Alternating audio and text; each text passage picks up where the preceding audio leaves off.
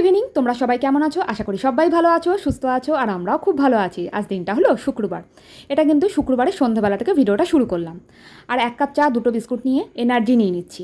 মিঠির miss আসবে, মিঠি এখন পড়তে বসবে। আর কেন এনার্জি নিচ্ছি আস্তে আস্তে দেখতে থাকো, ভিডিওটা বুঝতে পারবে। শুভ সন্ধ্যা বন্ধুরা। আর এখন কি একটা খেয়ে দেখ, তারপর আবার দুধ খাবি।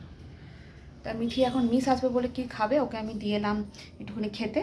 তা ব্যানানাও দিয়ে এসছি। আর যাই হোক, আমি এখন যাচ্ছি মিঠির মিস আসার আগে একটুখানি গাছগুলোতে জল দিয়ে নিতে।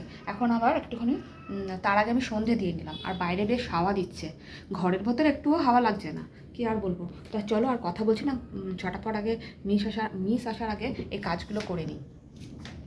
তা দেখো, আমার বারান্দায় কিন্তু একটা বাল্ব আছে, তোমরা বুঝতে পারবে কি না তা আমি বলতে পারছি না, কিন্তু গাছগুলোতে জল দেওয়াতে গাছগুলো চকচক করছে, সেটা আমি খুব বুঝতে পেরে তোমাদের একটু দেখাতে ইচ্ছা করলো।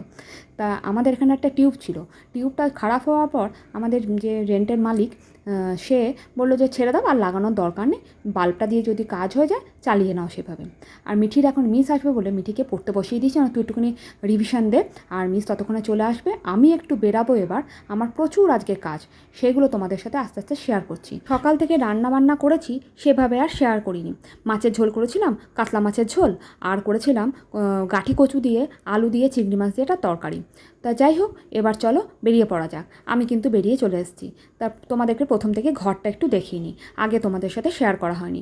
আমার দিদির মেয়ে গুনগুন, তোমরা তো জানো যে গুনগুন এখানে থাকছিল। তোমরা হয়তো ভিডিওতে, যারা পুরনো বন্ধু তারা হয়তো গুনগুনকে অনেকবারই দেখেছো। তা এই গুনগুন এই ঘরটা রেন্টে নিয়েছিল।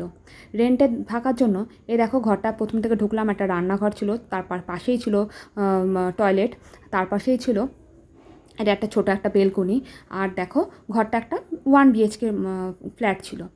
তা সেই জন্য ঘরটা নেওয়া হয়েছে, কিন্তু ওর কলেজটা অর্ধেক দিনই বন্ধ থাকছে দেখছি আমরা। এই কারণে একটা ওকে পিজি খুঁজে দেওয়া হয়েছে, ওর আরেকটা বান্ধবী ওর সাথে থাকবে। সেজন্য ওর বাবা মা ডিসাইড করলো যে ওখানেই চলে যাক, কলেজের সামনাসামনি, সেখানেই ও থাকবে। তা যাই হোক, এই কারণে এই ঘরটাকে আমাদের 2 দিনের মধ্যে ছাড়তে বলে দিয়েছে।